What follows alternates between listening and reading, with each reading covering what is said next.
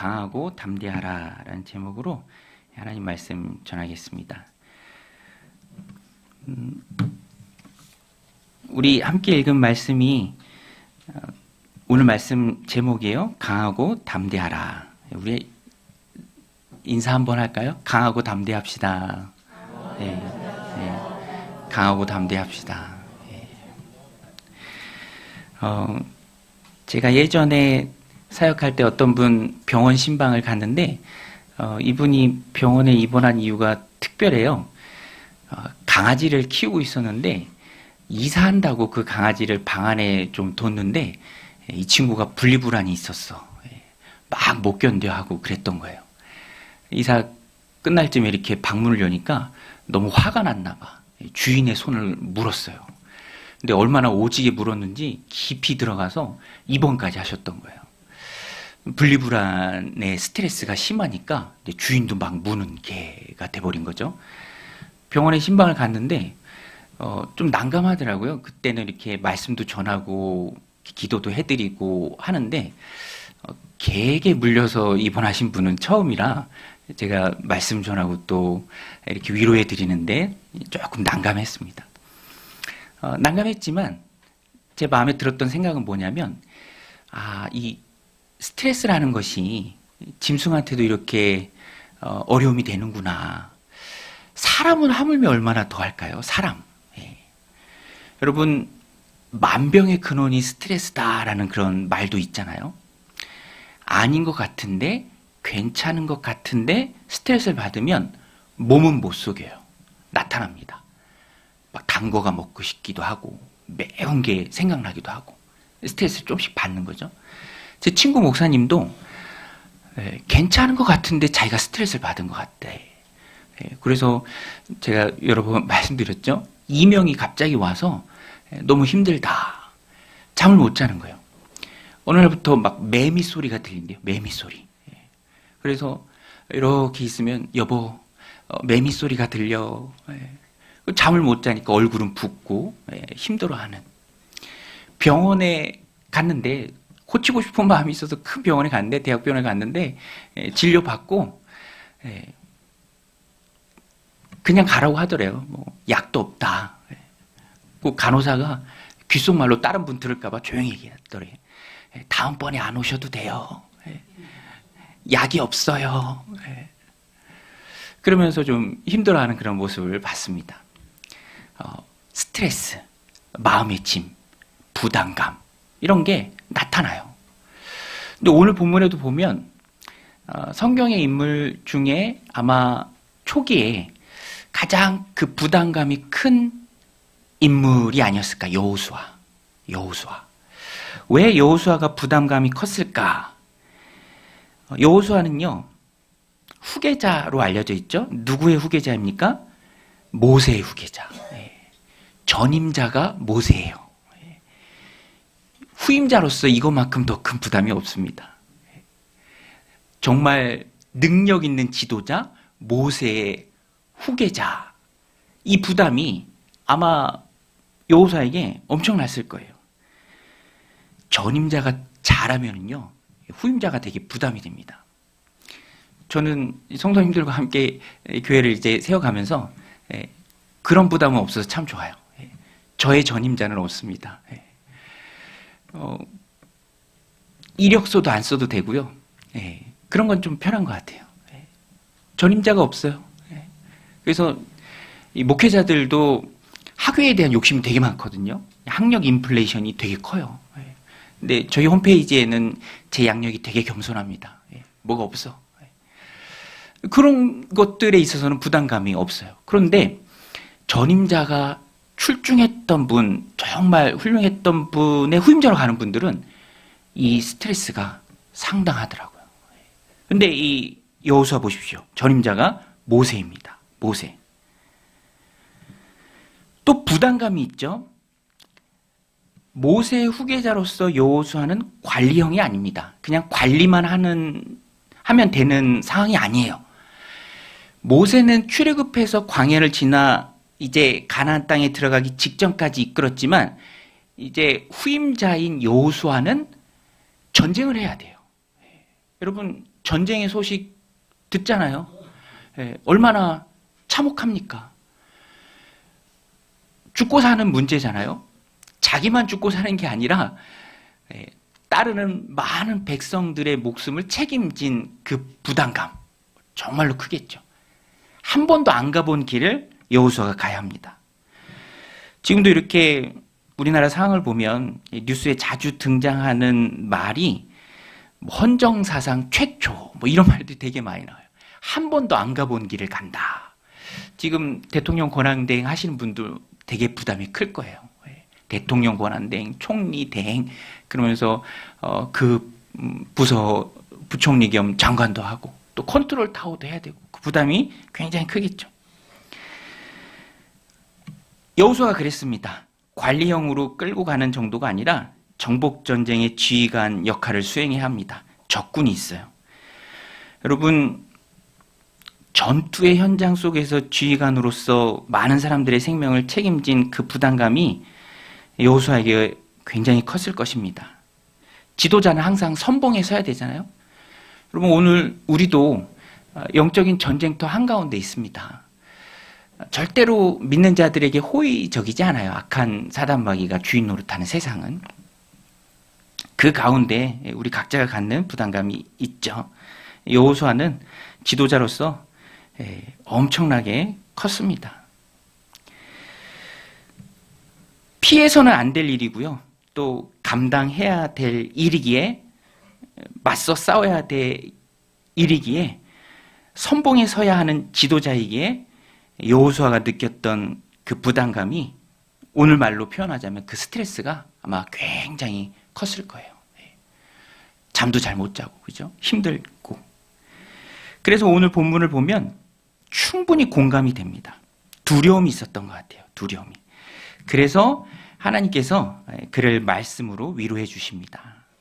오늘 말씀이 2025년 1월 1일 매일성경 본문이에요. 오늘 본문이 이제 매일성경 본문인데 여호수아서 시작하는데 우리에게 힘과 위로를 주는 말씀이 가득합니다. 우리 5절, 6절 같이 한번 읽겠습니다. 시작. 내 평생에 너를 능히 대적할 자가 없으리니 내가 모세와 함께 있었던 것 같이 너와 함께 있을 것임이라. 내가 너를 떠나지 아니하며 버리지 아니하리니 강하고 담대하라. 너는 내가 그들의 조상에게 맹세하여 그들에게 주리라 한 땅을 이 백성에게 차지하게 하리라. 할렐루야. 여호수아가 받은 말씀이에요. 여러분, 우리의 마음 가운데 하나님의 말씀이 먼저 임할 때 그 후에 맞닥뜨리는 모든 위험과 고난, 어려움들을 다 이겨낼 수 있습니다. 두려워하는 여호수아에게 하나님이 강하고 담대하라. 모세와 함께 했던 것처럼 내가 너와 함께 하겠다. 이렇게 말씀해 주시는 거예요. 그래서 오늘 말씀 제목처럼 강하고 담대하라. 두려워하는 자들에게 하나님 주시는 말씀입니다. 오늘 우리도 똑같죠. 여러 가지 어려운 상황 가운데 또 내가 감당해야 될 일들로 인해서 많은 관계 속에서 한 번도 가지 못한 그 길을 가면서 내 힘으로 감당해낼 수 없는 큰 문제의 산 앞에서 쪼그라들 때가 참 많이 있습니다. 그때 하나님이 우리에게 말씀하세요. 두려워하지 말라. 강하고 담대하라. 오늘 말씀의 제목이 강하고 담대하라. 그대로 옮겼습니다. 강하고 담대하라. 그러면 우리가 어떻게 하면 강하고 담대할 수 있는가? 첫 번째는 말씀이 기준이에요. 말씀 붙들고 그 말씀 지키고 살면, 말씀을 가까이 하면 내 안에 말씀이 가득 찼을 때 거기서 오는 힘이 있다. 강하고 담대해진다라는 것입니다. 우리 7절 말씀 같이 한번 읽겠습니다. 시작. 오직 강하고 극히 담대하여 나의 종 모세가 내게 명령한 그 율법을 다 지켜 행하고 우로나 좌로나 치우치지 말라. 그리하면 어디로 가든지 형통하리니. 강하고 담대할 비결 첫 번째, 말씀을 지키라. 우로나 좌로나 치우치지 말라. 그리하면 어디로 가든지 형통하리니. 성경에 형통한다라는 말이 몇 번 나와요. 저는 이 말씀이 참 좋습니다. 형통, 영어 성경마다 좀 다르게 번역했는데 어떤 성경은 success, prosperity 번영, 또 목적 달성, succeed 이렇게 번역한 성경들이 있습니다. 다 귀한 말이죠. 또 우리가 붙잡고 싶어하는 말입니다. 체험하고 싶은 말이죠. 여러분, 성공하고 또 번영하고 또 목적을 달성하기를 원하는 마음은 누구에게나 다 있습니다. 그런데 그 이유를 성경은 순종하라, 말씀을 지키는 삶을 살아라, 그 말씀을 내 심령에 담고 순종하며 우로나 좌우나 치우치지 말라 이렇게 말합니다. 그러면 형통하리라. 여러분, 창세기에도 이 말씀이 나와요. 형통한다. 요셉이 그랬죠. 노예로 있었지만 하나님 함께 했기에 또 하나님의 말씀을 지키고 순종했기에 그의 삶이 형통했습니다. 창세기 39장인데요. 이것도 우리 같이 한번 읽겠습니다. 시작. 여호와께서 요셉과 함께 하심으로 그가 형통한 자가 되어 그의 주인 애굽 사람의 집에 있으니 그의 주인이 여호와께서 그와 함께 하심을 보며 또 여호와께서 그의 범사에 형통하게 하심을 보았더라. 여러분, 요셉은 노예였지만 상황을 이겼습니다. 하나님이 함께 해주셨어요. 요셉이 하나님과 함께 했습니다. 하나님의 말씀을 붙들고 그 말씀에 순종하는 삶을 지켰습니다. 유혹에 넘어가지 않았어요. 그때 하나님이 그에게 형통을 주십니다. 어디로 가든지 형통케 하셨습니다. 여러분, 우리가 하나님의 말씀 붙들고 하나님을 가까이 하고 하나님의 말씀을 내 안에 채우고 그 말씀에 순종할 때 하나님께서 우리에게 형통함 주실 줄로 믿습니다. 그래서 우리는요, 하나님의 말씀을 내 심령에 가득히 채워야 합니다. 어렵고 힘들 때일수록 더 그래야 돼요.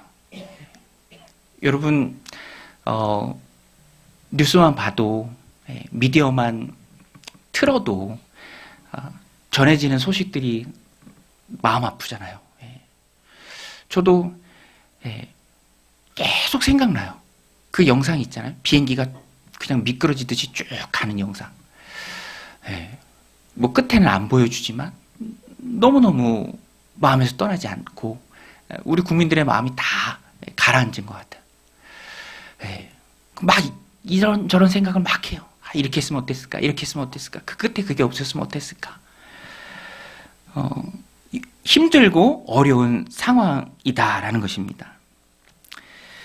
그래도 우리가 잊지 말아야 할 것은 여전히 하나님은 우리와 함께 하신다라는 거예요. 여러분, 하나님 우리와 함께 하시는 줄로 믿습니다. 우리는요, 힘든 상황을 하나님 함께 하심을 믿고 또 하나님 내게 주신 그 말씀을 붙들고 이겨내야 해요. 그것이 우리 그리스도인들이 가야 할 길입니다.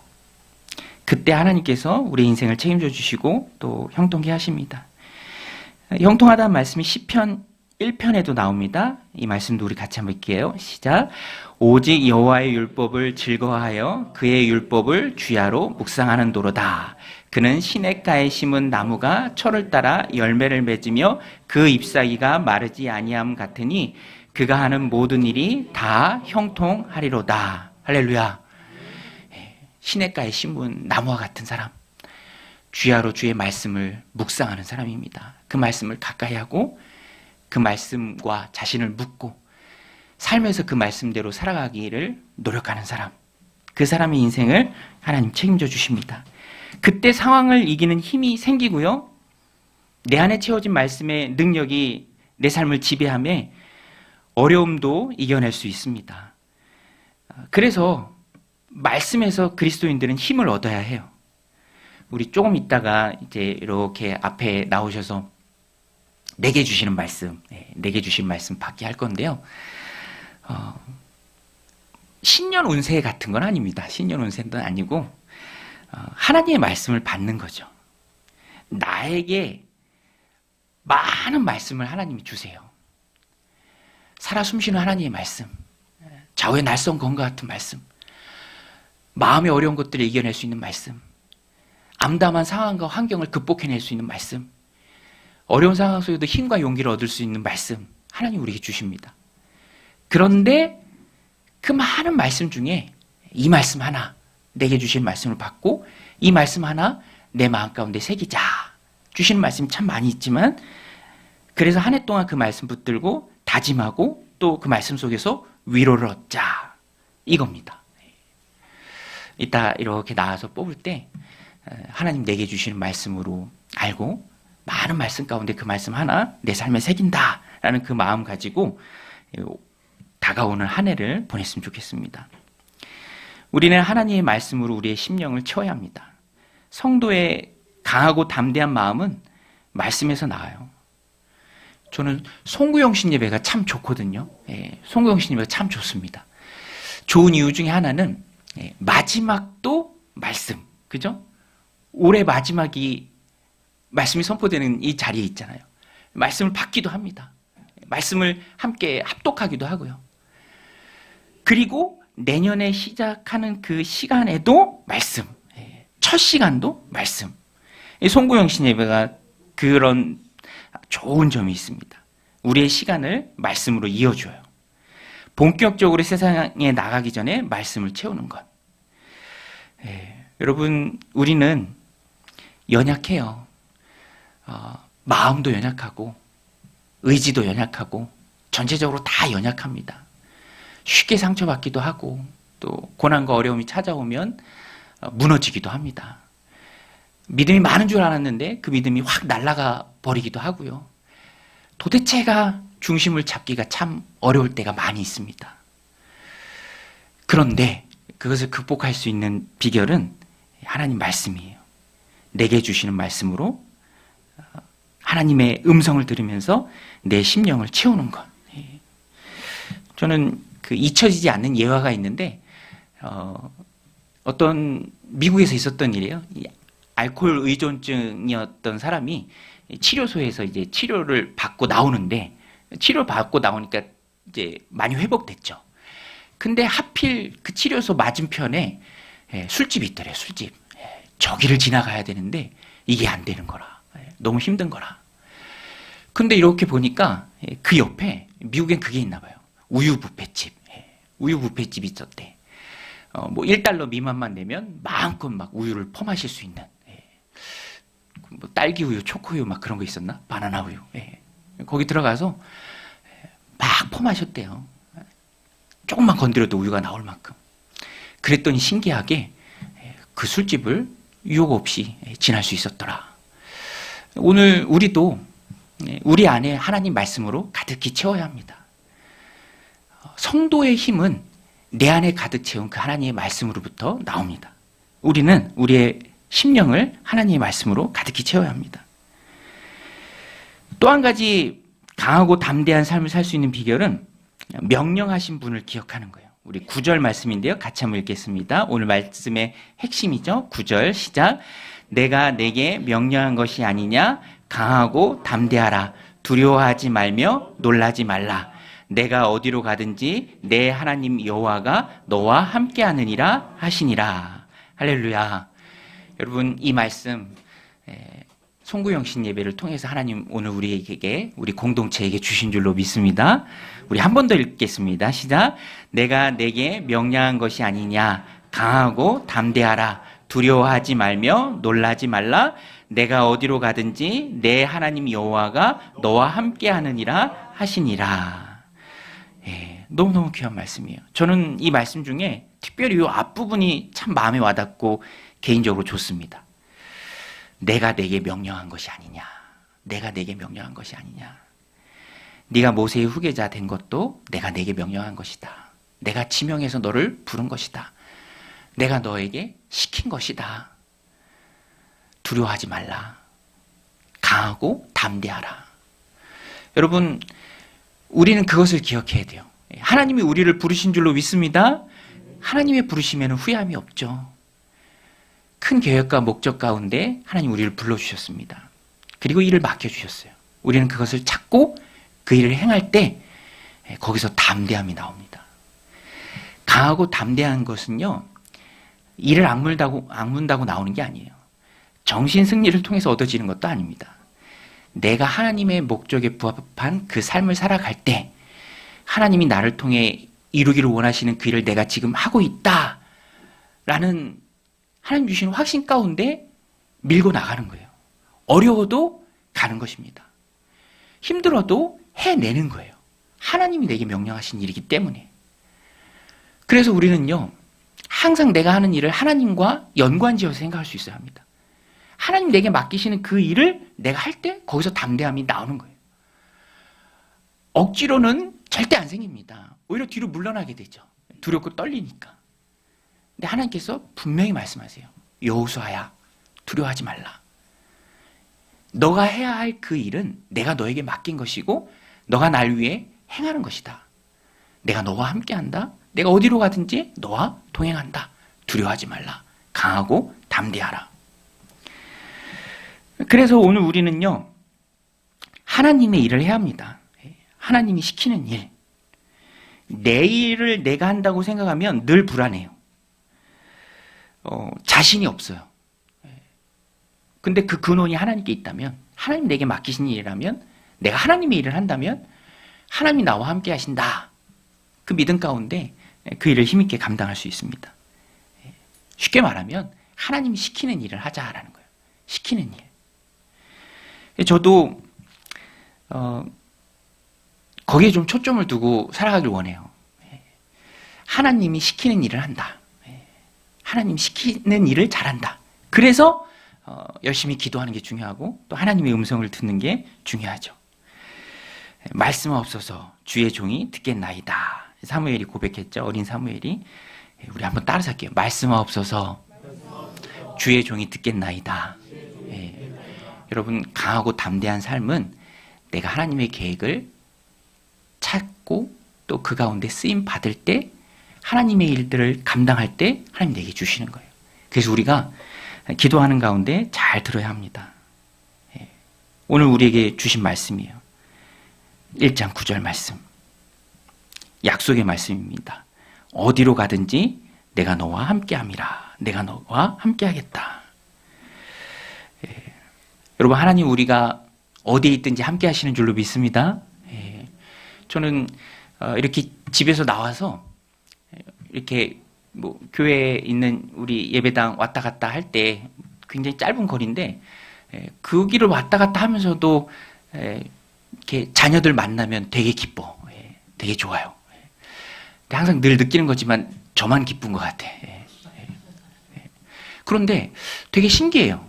뭐 집에서도 늘 보고 그런데 뭐 바로 그 앞에서 봤다고 이렇게 기쁜가? 얼마 전에도 이렇게 상가에서 이렇게 만나면 너무 기뻐. 그런데 제가 그런 경험을 통해서 문득 그런 걸 좀 생각났어요. 신앙이라는 것은 늘 하나님과 동행하기에 그 기쁨과 즐거움 가운데 행하는 것이다.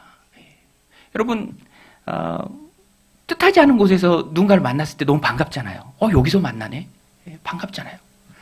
그런데 우리가 어디에 있든지 하나님이 우리와 함께 하십니다. 우리가 그것을 느끼고 또 기뻐하면서 그 가운데 하나님께 영광을 돌리는 것이죠.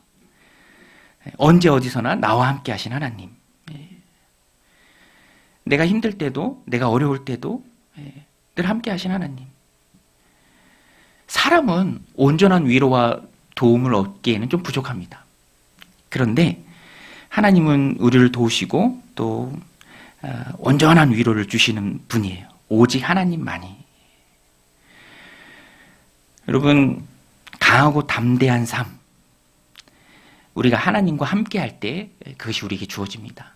그래서 우리는 하나님의 말씀을 잘 듣고 또 그 하나님의 말씀을 힘있게 내 삶 가운데 실천하고자 애쓸 때 하나님께서 우리에게 강하고 담대한 마음을 주십니다.